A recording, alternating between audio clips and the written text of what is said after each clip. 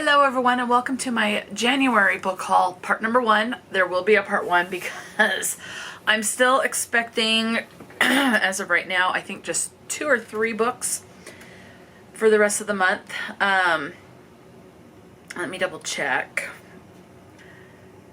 Let's see. I've got 2 that are supposed to arrive today that are both part of a series. One's a prequel and then one is book number 2 in a series. And then tomorrow I'm expecting one book that is number 1 in a series where I already have book number 2. And then I had a book that was supposed to arrive February 3rd but is now arriving next week. That's a classic for a book club. So 4 books. So there will be another January haul with at least the 4 books, and then depending on what I read for the rest of the month, because as of filming this it's January 16th, so whatever else I read for the rest of the month, if I read book number 1 in a series and enjoy it, then I'll order book number 2 in a series. So there's potential that those 4 books will increase. It just depends on what I read for the rest of the month. So part number 2 will have at least the 4 books is the plan so far. Let's go ahead and get into this. I'm going to start with and I want to get these books put away, and there's a fair amount right now. So let's go ahead and start with books that I received from book boxes for the month of January. So first off, just on the top of my stack is book of the month. This one was my book of the month selection, and this is A Killing Cold by Kate Alice Marshall. A whirlwind romance. When Theodora Scott met Connor, wealthy, charming, and a member of the powerful Dalton family, she fell in love in an instant. 6 months later, he's brought her to Idlewood, his family's isolated winter retreat, to win over his skeptical relatives. Stay away from Connor Dalton. Theo has tried to ignore the threatening messages on her phone, but she can't ignore the footprints in the snow outside the cabin window or the strange sense of familiarity she has about this place. Then, in a disused cabin, Theo finds something impossible. A photo of herself as a child. A photo taken at Idlewood. I've been here before. Theo has almost no recollection of her earliest years, but now she begins to piece together the fragments of her memories and realizes she is in terrible danger. Someone here has a shocking secret that they will do anything to keep hidden, and discovering what happened to Idlewood may cost Theo everything. So that sounds good.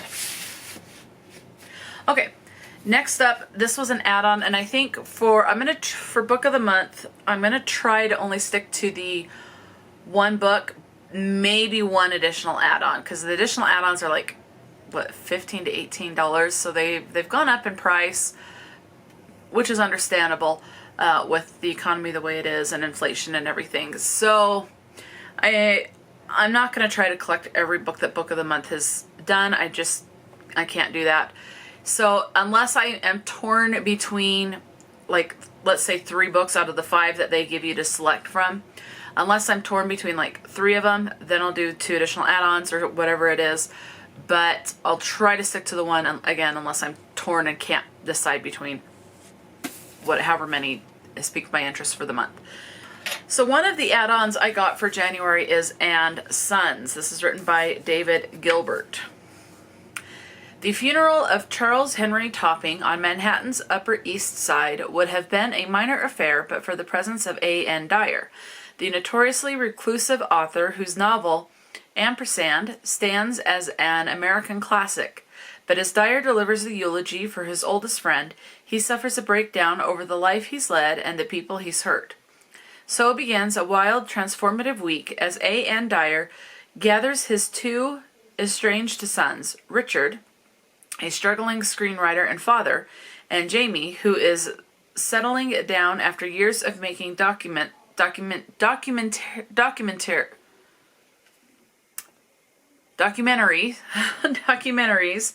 about human suffering, in order to spend the time with Andy, their half-brother, whose mysterious birth tore the family apart nearly 2 decades ago. Only when the real purpose of this reunion comes to light do the sons realize just how much is at stake for their father, for themselves, and for the 3 generations of an American family. And then the second add-on that I got, and the last add-on that I got for January, is The Moor's Account by Laila Lalami, I'm guessing. Let's see. In 1527, the conquistador Panfilio de Narvaez sailed from the port of Sanlúcar de Barrameda with a crew of 600 men and nearly 100 horses. His goal was to claim what is now the Gulf Coast of the United States for the Spanish crown and, in the process, become as wealthy and famous as Hernán Cortés. But from the moment the Narvaez expedition landed in Florida, it faced peril, navigational errors, disease, starvation, as well as resistance from indigenous tribes. Within a year, there were only 4 survivors: the expedition's treasurer, Cabeza de Vaca, a Spanish nobleman named Alonso del Castillo, a young explorer named Andres Dorantes, and Dorantes' Moroccan slave Mustafa al-Zamori, whom the other 3 Spaniards called Estabancio.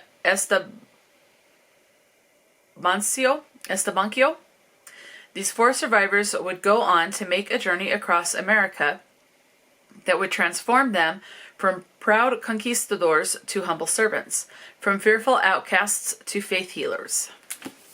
So, and then the other book subscription I got for January was Romance Reveal book box. So I got Whiteout by Layne, I'm guessing is how that is said.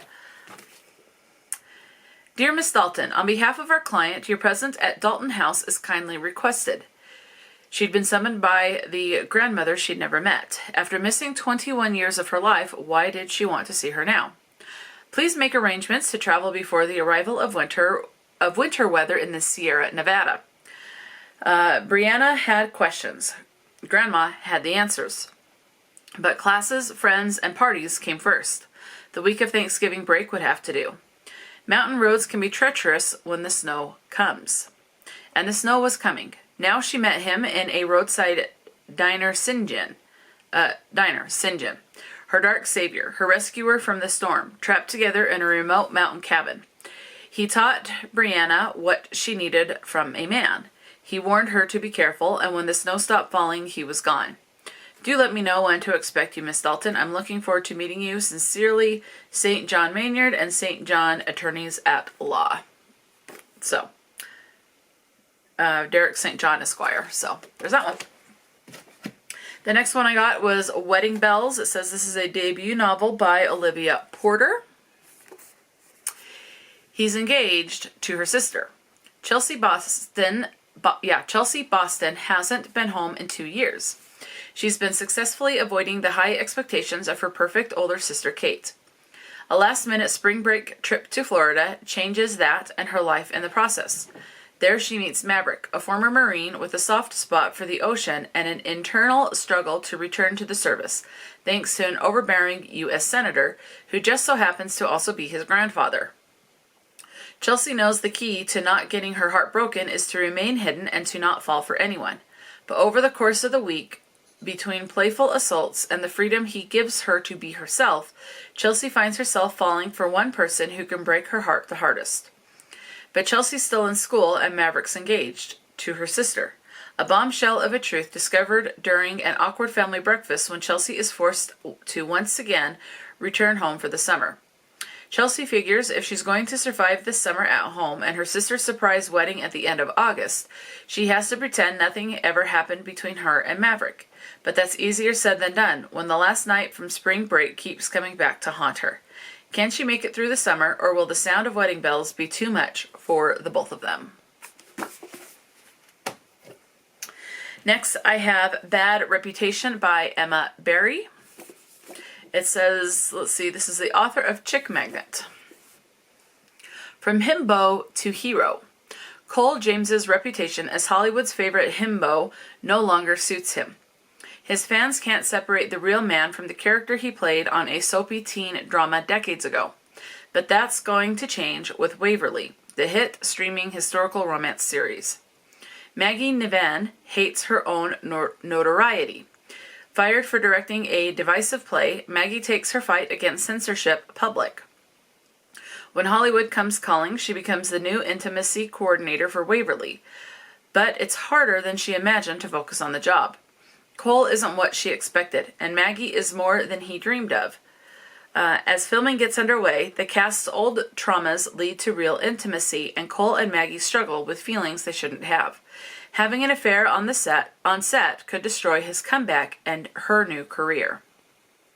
The show must go on, but if Cole and Maggie want a happy ending, they'll have to start doing things their own way.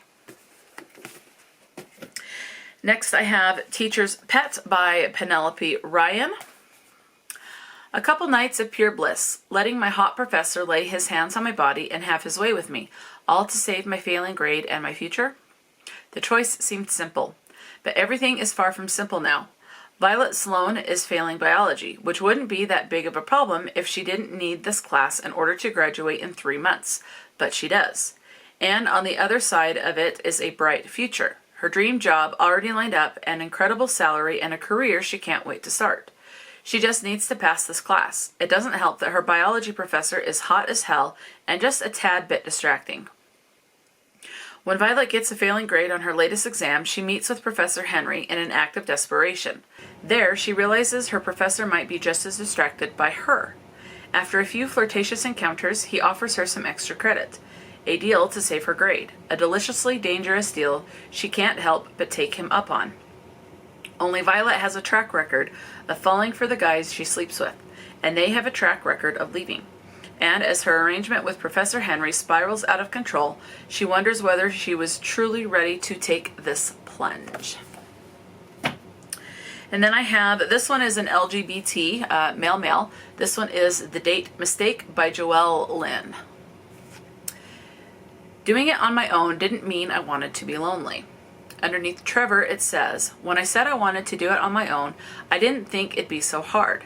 Barely managing to get by wouldn't be so bad except for the gripping loneliness. I like to flirt, and at times it comes across as desperate.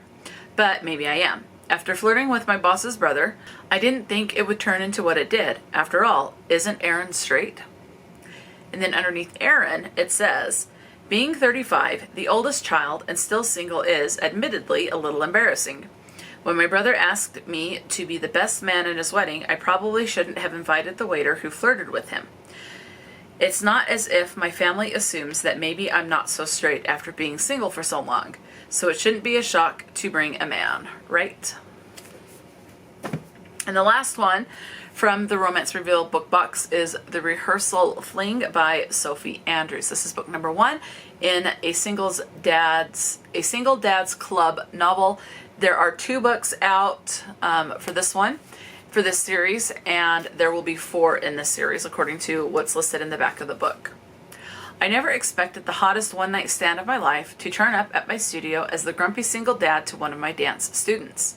But teaching here is only a temporary gig because at the end of 6 weeks, I'm moving on. And it was all going according to plan until Dylan Matthews showed up with his dangerous gaze, stubbled jaw, and 6-pack abs. With my self-imposed deadline growing nearer, I have no time or desire to get emotionally involved with a man. But a no-strings-attached fling, that I could handle. Or so I thought. Besides, Dylan's talents in the bedroom, or car, or office, he's unexpectedly sweet under his stern glower, and no amount of rehearsing is enough for me to smile when I eventually have to say goodbye. And this is told in dual POV. You have Genevieve, who is the one that we just read the synopsis perspective from, and Dylan. Okay? And I have read this one, and I gave this one 4 stars. I thought it was a fun time, so yeah. Okay, this next group of books here, there are 1, 2, 3, 4, 5 right here. These are all books that I actually ordered either in December or earlier. Some of them are a couple months before December, but these I all ordered in 2024, and they have now finally arrived in January. So I have, and this one I do know is book number 1 in a series. I did an Advent from Book Grocer, and I ended up with a book later on in the series, so I ordered book number 1. And that's for this book and the one after that. So book number 1 is The Murder Wall by Mary Hannah. Who knows when a killer will call? 11 months after discovering a brutal double murder in a sleepy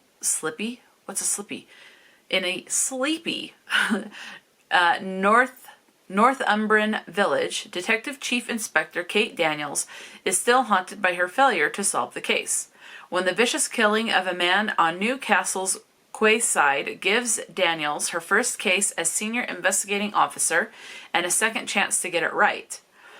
When Daniels recognizes the corpse but fails to disclose the fact, her personal life suddenly collides into her professional life and, even worse than this, she is now being watched. As Daniels steps closer to finding the killer, a killer is only a breath away from claiming his next victim. Next up, I have A Great Deliverance by Elizabeth George.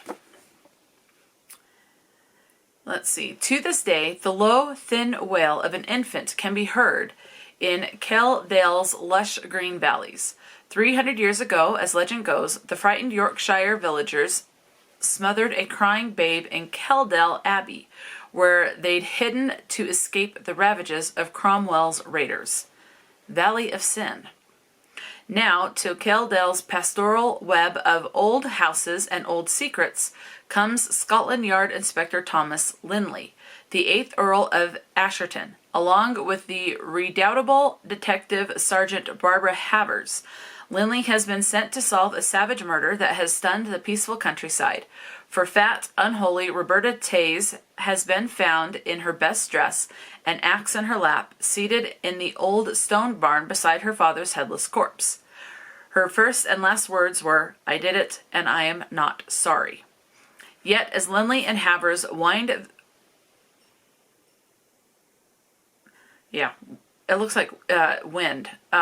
their way through Kelldale's dark labyrinth of secret scandals and appalling crimes, they uncover a shattering series of revelations that will reverberate through this tranquil English valley and their own lives as well. This next one, I read book number 1. Really, it's not a part of a series. I read the debut by this author and am really looking forward to continuing on and seeing how this author's work progresses. So, the author I'm talking about where I really enjoyed the first one is Megan Lally, and the book that I purchased is No Place Left to Hide. This is I believe it's a young adult, but it's a thriller. The debut was That's Not My Name. Thoroughly loved that one. Had a great time with that one. Let's see. She can run. Oh, she can't run. She can't run from her past. To Brooke, image is everything. She works hard to maintain perfect grades, perfect looks, a perfect life, especially after the incident that threatened it all. Getting into her dream university puts her that much closer to a fresh start.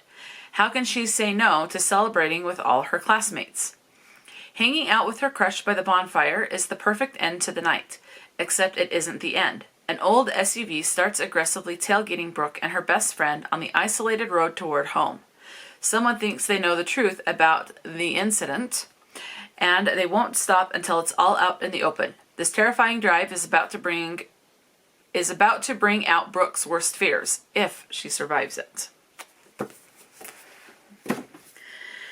Next, again, I am working on collecting the R.L. Stine's books, and I am on the R.L. Stine Seniors collection. And this one is book number 7 in the R.L. Stine Seniors. And this one is Fight Team Fight. So these ones are all secondhand. Some of them I can get secondhand from Amazon. Others I go through thrift books, but they're all secondhand in one way or the other. Phoebe Yamura loves being a cheerleader, and her senior year at Shadyside High couldn't be more perfect. First, she's voted captain of the squad, and now she's seeing Ty Sullivan. But if Phoebe is so perfect, why does somebody want her dead? And then this last one in this particular stack is book number 2 in a series.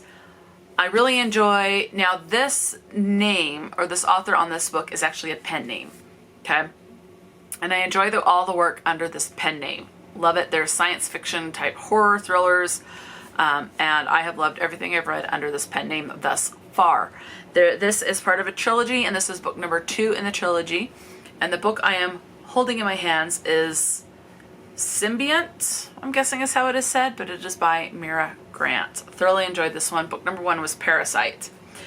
I am really enjoying this one. So Mira Grant is the pen name for Seanan McGuire.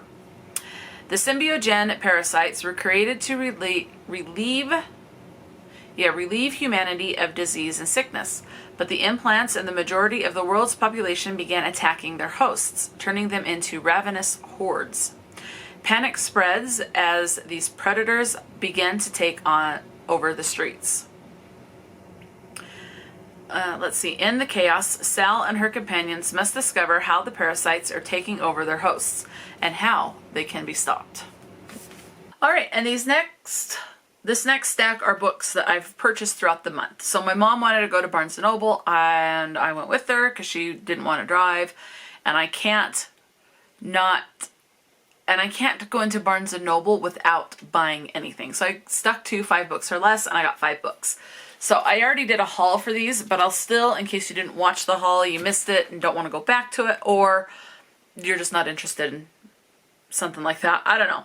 Anyway, so the books that I got were Shogun Part Number 1 by James Clavell. After Englishman John Blackthorne is lost at sea, he awakens in a place few Europeans know of and even fewer have seen, Nippon.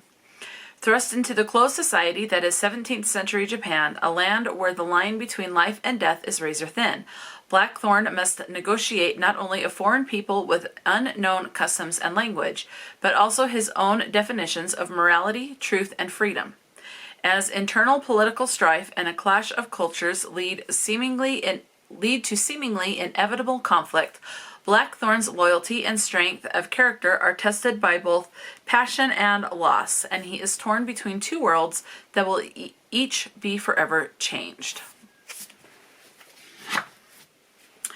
And then I got Where's Molly by H.D. Carlton. I couldn't pass this up. 1, I liked the cover. Number 2, it's got my cat's name, Molly. So, where's Molly? Molly Devereaux has been missing for more than 2 weeks, and police are still searching for the girl who seemed to vanish out of thin air. The world still wants to know, where's Molly? In my dreams, I never escaped the Oregon woods. Life after death isn't easy to accept, especially when I still feel like a ghost. Now I live deep in the mountains of Montana, the paradigm of beauty, but they are also the home of horrors. Horrors that I only unleash at night, when my pigs are allowed to feast. And then I got The Word is a Murder by Anthony Horowitz. A woman crosses a London street. It is just after 11 a.m. on a bright spring morning, and she is going into a funeral parlor to plan her own service. 6 hours later, the entire disgraced police detective... Oh, enter, not the entire. Okay. Enter police... Let me start this over because I really screwed that up. When a woman... a woman crosses a London street. It is just after 11 a.m. on a bright spring morning, and she is going into a funeral parlor to plan her own service. 6 hours later, the woman is dead, strangled with a crimson curtain cord in her own home. Enter disgraced police detective Daniel Hawthorne, a brilliant, eccentric man, as quick with an insult as he is to crack a case. And Hawthorne has a partner, the celebrated novelist Anthony Horowitz, curious about the case and looking for new material. As burlesque, impatient, and annoying as Hawthorne can be, Horowitz, a seasoned hand when it comes to crime stories, suspects the detective may be onto something and is irresistibly drawn into the mystery. But as the case unfolds, Horowitz realizes that he's at the center of a story he can't control, and his brilliant partner may be hiding dark and mysterious secrets of his own. Finally got that synopsis right. Okay. Next I got Will Prescribe You a Cat by Syou Ishida. And I believe this was translated from Japanese. Translated by Madison Shimoda. And it does say Japanese novel, so it was translated from Japanese. A cat a day keeps the doctor away. Tucked away on the 5th floor of an old building at the end of a narrow alley in Kyoto, the Nakagyo Kokoro Clinic for the Soul can be found only by people who are struggling in their lives and who genuinely need help. The mysterious clinic offers a unique treatment to those who find their way there. It prescribes cats as medication. Patients are often puzzled by this unconventional prescription, but when they take their cat for the recommended duration, they witness profound transformations in their lives, guided by the playful, empathetic, and occasional challenging yet endearing cats. Throughout these pages, the power of the human-animal bond is revealed as a disheartened businessman finds unexpected joy in physical labor. A middle-aged man struggles to stay relevant at work and at home. A young girl navigates the complexities of elementary school cliques. A hardened handbag designer seeks emotional balance, and a geisha learns to move on from the memory of her lost cat. As the clinic's patients grapple with their inner turmoil and seek resolution, their feline companions lead them toward healing, self-discovery, and newfound hope. The last one I got from Barnes & Noble is Ghost Mother by Kelly Dyer. Lily Bly desperately wants to have a baby. She is struggling with infertility and bad spending habits when her husband, Jack, lands a new job that moves them from Chicago to a small town in Wisconsin. Impractical Lily falls in love with a decrepit mansion, well above their price range. Certain this is where she'll finally become a mother, and Jack reluctantly agrees to buy the wreck. After Lily learns her dream house was the site of a gruesome murder-suicide in the 1950s, she begins to experience strange occurrences, leading her to believe the house is haunted. Are her ghostly encounters real, or the start of a cascading mental breakdown? As Lily becomes more and more obsessed with discovering the truth about the tragic crime, her visions become increasingly vivid and her marriage begins to disintegrate, leading to a breathtaking climax. Okay. Next, the next book I have here is for a book club coming up in February or March, one of the two, but it's coming up soon. And the book that I got is Blood Over Bright Haven by M.L. Wang. Let's see. And red sprayed edges. I don't think there's anything under, nothing under the dust jacket. But there is a map. For 20 years, Sayona has devoted every waking moment to the study of magic, fueled by a mad desire to achieve the impossible, to be the first woman ever admitted to the high magistry at the University of Magics and Industry. When Sayona finally passes the qualifying exam and becomes a high mage, she finds her challenges have just begun. Her new colleagues are determined to make her feel unwelcome, and instead of a qualified lab assistant, they give her a janitor. What neither Sayona nor her peers realize is that her taciturn assistant was not always a janitor. 10 years ago, he was a nomadic hunter who lost his family on their perilous journey from the wild plains to the city. But now he sees the opportunity to understand the forces that decimated his tribe, drove him from his homeland, and keep the privileged in power. At first, mage and outsider have a fractious relationship, but working together they uncover an ancient secret that could change the course of magic forever, if it doesn't get them killed first. This next one, I have not read any of this, but any of this series. This is like book number 7 or 8. And then I actually pre-ordered the next book in the series because it's not released yet. But this edition is so beautiful, and in my opinion, I love this edition. And it's a similar theme for all of the books. And so I wanted the editions to match. So have I read even book number 1 in this series? No. And I believe these are plus size romances. I could be wrong on that, but I'm pretty sure. This one is Hello Quarterback by Kelsie Haas. Yep, it does say plus size. A confident plus size CEO running a billion-dollar company and the country's best professional quarterback. It sounds like the perfect match, if it wasn't all pretend. Fake dating the best professional quarterback in the country was not in the plan this year, especially since I hardly have time for actual dating since becoming a CEO. That is until Ford Madigan makes me an offer I can't refuse. A fake relationship that will benefit us both. He'll get away from the team owner's entitled daughter while I score some points with members of the company's board who love him more than they hate me. It all seems like a simple business transaction. Make a few public appearances and pretend we're in love until we both get what we want. The problem is, I find out he's more than just another jock. He's a humanitarian using his fortune to help kids all over Texas. Not to mention, he isn't intimidated by my success like most men. Now, I want more from him. I want something real. But scars from his past keep him from risking his heart a second time. I haven't gotten where I am in life from settling, but I'm also not the kind of woman who will wait around for a man to realize what's right in front of him. Will he make this relationship more, or will I be the one who got away? This next book I've been wanting to try this series, and I think I will absolutely love this. Like, I'm expecting a minimum of 4-star, hopefully a 5-star. And this is the Twisted Tales series, except I only got the first book written in this series so far. These are all by different authors. And this one, it says, What if Aladdin had never found the lamp? A Whole New World by Liz Braswell. So this one says, Aladdin is and it finally went on sale on Amazon. I did get this one from Amazon and it went down to $8. So I thought, yeah, I'm going to do that. Okay. Aladdin is a street rat. Like most, he's just trying to survive another day in the improvised Agrabah. Jasmine is a princess, one who is about to enter into an arranged marriage.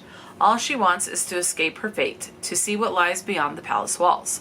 But everything changes when the Sultan's trusted advisor, Jafar, suddenly rises to power. With the help of an ancient lamp, Jafar attempts to break the laws of magic and gain control over love and death. Soon Aladdin and the disposed Princess Jasmine must unite the people of Agrabah in rebellion to stop the power-mad ruler threatening to tear the kingdom apart. This isn't the story you already know. This is a story about power, about revolutionaries, about love, and about one moment changing everything.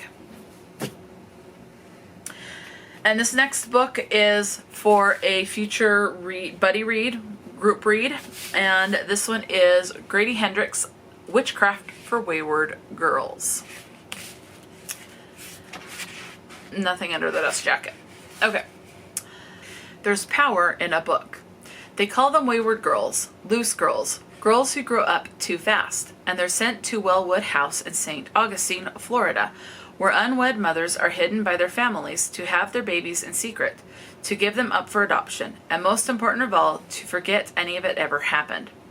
15-year-old Fern arrives at the home in the sweltering summer of 1970, pregnant, frightened, and alone. Under the watchful eye of the stern Miss Wellwood, she meets a dozen other girls in the same predicament. There's Rose, a hippie who insists she's going to find a way to keep her baby and escape to a commune, and Zinnia, a budding musician who plans to marry her baby's father, and Holly, a wisp of a girl, barely 14, mute and pregnant by no one knows who. Everything the girls eat, every moment of their waking day, and everything they're allowed to talk about is strictly controlled by the adults, who claim they know what's best for them. Then Fern meets a librarian who gives her an occult book about witchcraft, and power is in the hands of the girls for the first time in their lives. But power can destroy as easily as it creates, and it's never given freely. There's always a price to be paid, and that's usually paid in blood. The Witchcraft for Wayward Girls, I just looked in my bullet journal. This is actually for this month, so for January, and I finally got it. It's for Olivia's Patreon book club, Phantasma. So it goes from January to February, so yeah. And then this one that I showed earlier, this Blood Over Bright Haven, is for G's Patreon book club for January. So I need to take that one upstairs. hopefully I'll get to it, but we'll see how January continues to go. Okay, this last book in this stack, but not in this video, is The Nanny Tenure. This is book number 2. So earlier I showed you the Rehearsal Fling by Sophie Andrews, but this is by the same author, and this is book number 2 in a singles dad club novel. Wanted, nanny for preschooler, must love dinosaurs, silly songs, hand puppets, and will definitely not fall for his single dad. After my 3-year-old terror on 2 feet turns my live interview into a viral joke, I'm crowned the internet's favorite zaddy, whatever that means. I don't even know what that means. But when my newfound fame threatens my shot at tenure, I know I need to keep my academic career on track. So this guy is a professor at a university. In saunters Kennedy Novak, an effervescent ray of sunshine with her megawatt smile and endless patience. She is a godsend, exactly what my son, Finn, needs. Exactly what I need to stabilize my home life, which makes my attraction to her all the more problematic. Even though she's 12 years my junior, I can't ignore her lush body, the playful way she calls me professor, or how she moans my name when we almost kiss. Yet I know I can't cross that line and risk losing the best thing that has ever happened to Finn and me. Until her ex comes back. Then all bets are off, because there is no way I'll give up Kennedy. Internet fame or tenure position be damned. Okay, these next 3 I will show you. I'm actually have these on my February Catwalk TBR game that I've already played, because I'm trying to get a little bit organized and I've just got to kind of move stuff around. So I went ahead and played my game so that I can work on a certain area. So these 3 books are on my February Catwalk TBR, 2 of which are part of book clubs for February. The first one being The Song of Achilles by Madeline Miller. So this one is part of a book club. Let's see. Achilles, the best of all Greeks, son of the cruel sea goddess Thetis and the legendary king Peleus, is strong, swift, and beautiful, irresistible to all who meet him. Patroclus is an awkward young prince exiled from his homeland after an act of shocking violence. Brought together by chance, they forge an inseparable bond, despite risking the god's wrath. They are trained by the centaur Chiron in the arts of war and medicine, but when word comes that Helen of Sparta has been kidnapped, all the heroes of Greece are called upon to lay siege to Troy in her name. Seduced by the promise of a glorious destiny, Achilles joins their cause, and torn between love and fear for his friend, Patroclus, follows. Little do they know that the cruel fates will test them both as never before and demand a terrible sacrifice. So this is the debut from this author. I read Circe by this author and really enjoyed Circe, so I am looking forward to this one. The next one, this is actually when I was going through my bookcase, I found that I have book number 2 from Once Upon a Book Club. I have book number 2 in this series. I don't know how long it's going to be, if it's a duology or whatever the case is, but I needed book number 1, and so I ordered that, and this arrived this month and within like 1 day. And this one is A Midnight Dance by Joanna Davidson Politiano. It says, the best moments in dance are the unscripted ones. At their core, all theater romances are tragedies. Ella Blythe knows this. Still, she cannot help but hope her own story may turn out different than most, and certainly different than the tragic story of the ghost of Craven Street Theater. After a chance encounter with one of the ballet company's handsome dancers late one night, Ella is swept off her elegantly pointed toes. The dance they share and the promise he makes to her feel like a new beginning. Wow, I struggled there. Yet, as she faces mounting challenges in the ever-shrinking ballet company, Ella cannot deny the uncanny feeling that her life is mirroring that of the ghostly ballerina. Is she dancing ever closer to the edge of her own disastrous end, or will the secrets that are about to come to light offer release from the unyielding grip of the past?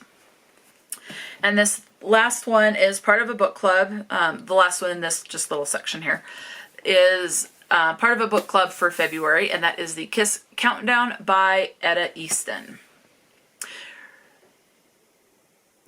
Let's see. Okay. A risk-averse event planner, Amory Price, is jobless, newly single, and about to lose her apartment. With no choice but to gamble on her shaky startup, the last thing she needs is to run into her smug ex and his new, less complicated girlfriend at Amory's favorite coffee shop. Panicking, she pretends to be dating the annoyingly sexy man she met by spilling Americano all over his abs. He plays along for a price. Half the single men in Houston claim to be astronauts, but Vincent Rogers turns out to be the real deal. What starts off as a one-off lie morphs into a plan. For the 3 months leading up to his mission, Amory will play Vincent's doting partner in front of his loving but overly invested family. In exchange, she gets a rent-free room in his house so she can put every penny toward her struggling business. What Amory doesn't plan for is Vincent's gravitational pull. While her mind tells her a future with this astronaut is too unpredictable, her heart says he's exactly what she needs, and their time together counts down. As their time together counts down, Amory must decide if she'll settle for the safe life or shoot for the stars. That sounds really cute, and romances tend to read pretty quick for me. Okay, so we are on the last 1, 2, 3, 4, 5, 6, 7 books of this particular haul. Now, this next book I'm going to show you, I actually already owned a different copy of, but I like this edition a lot better. This is one of the ones that I only want one edition of. And this one was my mom's. All of these books were my mom's. This one was my mom's. And we basically swapped editions. The reason why she gave me this one is because the print in this one is too small for her to be able to read it. The edition that I had bigger print, so we swapped. And that is The Adventures of Huckleberry Finn by Mark Twain. So yeah, it does have kind of smaller writing, but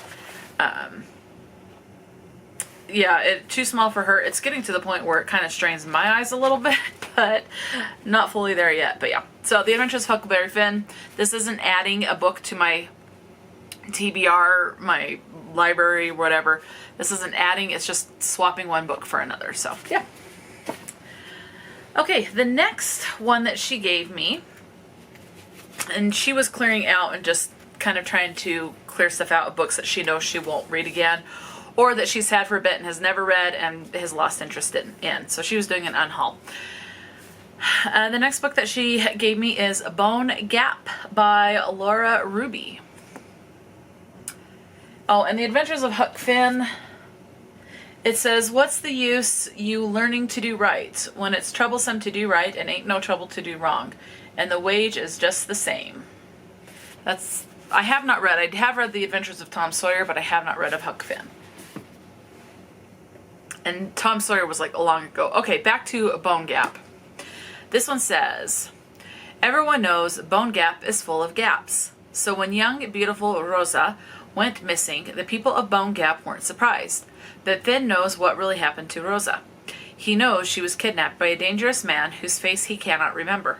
As we follow the stories of Finn, Rosa, and the people of Bone Gap, the author weaves a tale in the ways of which the face the world sees is never the sum of who we are. Okay, so still not quite sure. Missing person and people can't remember things. Okay, I guess that's what it is. This next one is a mystery, and it says it's The Case of the Missing Books by Ian Sansom. Israel Armstrong is a passionate soul, lured to Ireland by the promise of an exciting new career. Alas, the job that awaits him is not quite what he had in mind. Still, Israel is not one to dwell on disappointment, as he prepares to drive a mobile library around a small, damp Irish town. After all, the scenery is lovely, the people are charming, but where are the books? The rolling library's 15,000 volumes have mysteriously gone missing, and it's up to Israel to discover who would steal them and why. And perhaps after that, he will tackle other bizarre and perplexing local mysteries, like where does one go to find a proper cappuccino and a decent newspaper? Okay. This next one is a cozy mystery, and it is the first in a series. The series is an Amish candy shop mystery, and this one is a Salted Caramel, or a Salted Caramel, if you say it that way, by Amanda Flower. I say caramel. So, sometimes you need a little sweet tooth to take a bite out of crime. Bailey King is living the sweet life of assistant chocolatier at world-famous JP Chocolates in New York City. But just when Bailey's up for a life-changing promotion, her grandmother calls with news that her grandfather's heart condition has worsened. Bailey rushes to Harvest, Ohio, where her grandparents still run Swissman Sweets, the Amish candy shop where she was first introduced to delicious fudge, truffles, and other assorted delights. She finds her grandfather is doing better than she feared. Unfortunately, the same can't be said for a local English developer whom Bailey finds dead in the candy shop kitchen with Jebediah King's chocolate knife buried in his chest. Now the police are sweet on her grandfather as the prime suspect. Despite the sincere efforts of a yummy deputy with chocolate brown eyes, Bailey takes it on herself to clear Jebediah. But as a cunning killer tries to fudge the truth, Bailey may be headed straight into a whole batch of trouble. So we got a horse there, horse-drawn Amish buggy, and then there is a cat right there. I'm excited for that one. Okay, next up I have 13 Doorways, Wolves Behind Them All, written by Laura Ruby. This is the same author that wrote Bone Gap. This is an unforgettable story of lost desire and the fragility of the American dream in World War II era Chicago, as told through the experience of two young women, one living and one dead. That's all it says, because then it's just different, like New York Times,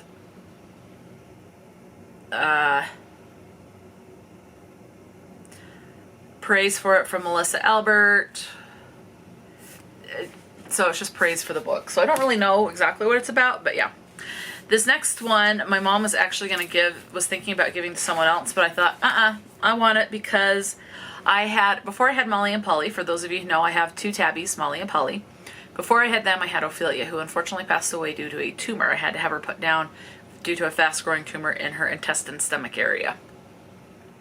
And that was at the beginning of 2014. So, or not 2014, 2024, excuse me. Wow. So her name was Ophelia, and I called her Spofie, Spofs, Oafs, Ophie. And this book, it's like, I gotta have it because it's a play on Ophelia, and that is Ophie's Ghosts. So only because of the title. So Ophie's Ghosts by Justina Ireland. Ophelia Harrison used to live in a small house in the Georgia countryside, but that was before the night in November 1922, and the cruel act that took her home and her father from her, which was the same night that Ophie learned she can see ghosts. Now, Ophie and her mother are living in Pittsburgh with relatives they barely know, in the hopes of earning enough money to get their own place. Mama has gotten Ophie a job as a maid in the same old manor house where she works, Daffodil Manor.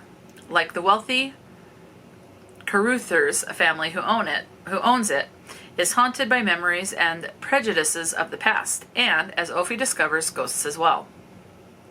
Ghosts who have their own loves and hatreds and desires. Ghosts who have wronged others, and ghosts who have themselves been wronged. And as Ophie forms a friendship with one spirit whose life ended suddenly and unjustly, she wonders if she might be able to help, even as she comes to realize that Daffodil Manor may hold more secrets than she bargained for. And the last book, it's the same situation. She was on the fence of giving this one to a neighbor, but we ultimately decided to have the book go to me because it has a cat on the cover. And it's Scat by Carl Hyacin. And then there's paw prints on the back. How could a teacher disappear on a field trip? What is going on in Black Vine Swamp? Bunny Starch, the most feared biology teacher ever, is missing.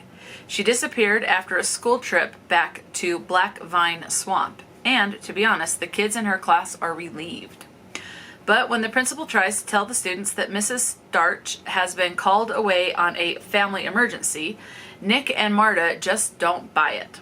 No, they figure the class delinquent, Smoke, has something to do with her disappearance, and he does, but not in the way they think. There's a lot more going on in Blackvine Swamp than any one player in this twisted tale can see, and Nick and Marta will have to reckon with an eccentric eco-avenger, a stuffed rat named Chelsea, a wannabe Texas oilman, a singing substitute teacher, and a ticked-off Florida panther before they really begin to see the big picture. That's the life in the swamp, kids. So, okay, so that's it for this haul. Again, there will be a part 2 because I am expecting 4 books, 3 or 4. So there'll be another one. It'll probably be a lot shorter depending on what I read. So, like, for example, right now, I am currently reading The Kiss Quotient by Helen Huang. I'm enjoying it. I did order book number 2 in the series. That one is supposed to arrive either today or tomorrow.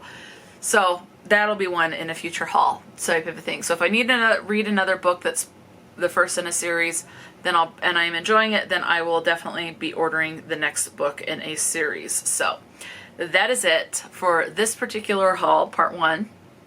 Let me know, have you read any of these books? Have you read from any of these authors? Talk to me in the comment section below, and until next time, stay true to yourself and enjoy a good book, and I will talk to you later.